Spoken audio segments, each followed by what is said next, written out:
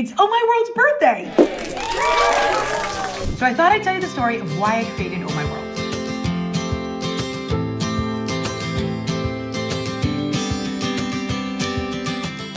I had the idea in 2019. I was doing a lot of TV commentary at the time for all the networks, and my mentor, one of my most important mentors, Gretchen Carlson, took me out to lunch, and she told me, "You're doing a lot of TV, you're not getting paid, and that's gotta stop." And I agreed with her, but I wasn't sure I wanted to focus on cable news because I wanted to do something that was mission-based that reached the masses. And that weekend I was watching Fareed Zakaria's show on CNN, which is a show focused on foreign policy, and it is super dry and super wonky. Sorry, Fareed, but that's often the way international affairs is discussed. And I thought to myself, well, people are never gonna be interested in geopolitics and international affairs if it's presented in a boring and incomprehensible way.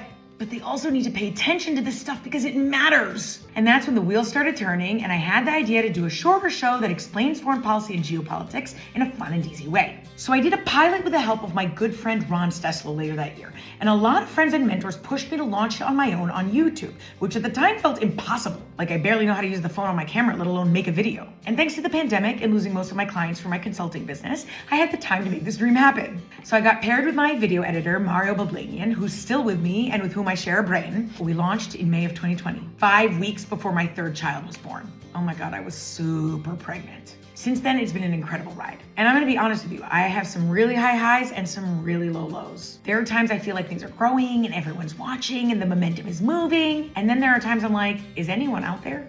Bueller? I did not know how tough it would be to be a founder and entrepreneur and launch a media brand on YouTube. It is not for the faint of heart. You really have to love what you do to stay with it, and I love what I do. But it's the toughest thing I've ever done. And I've worked for some really tough people on some really scary crises when I worked in the US government. And it can be lonely, especially when it comes to figuring things out and making big decisions.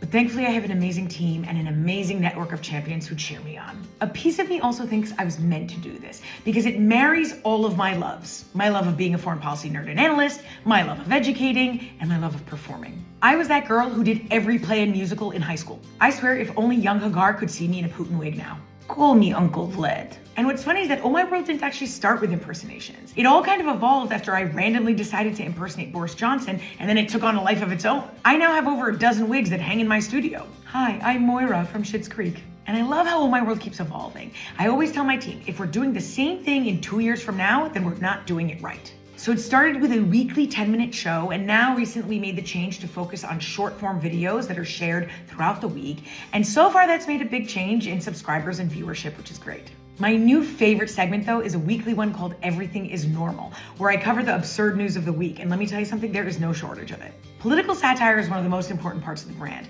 because I use it to highlight the absurdity in something and to convey a message. But also I use it to kneecap authoritarians because dictators hate when you mock them. And if I had to pick the things I'm most proud of, it would probably be our educational line of videos called Geek Out, and also the awards we've won and been nominated for. But I think the thing that has been the most rewarding is building the community of geeks. It is amazing how many people I've met who I consider to have become friends, who've become my biggest champions along the way, who I met over social media. Some of you comment on every single video I post, and I cannot tell you how much that means and how far it goes, because this work is incredibly difficult, and those comments really are what keep me going. So this birthday, I am honoring the geeks. Thank you.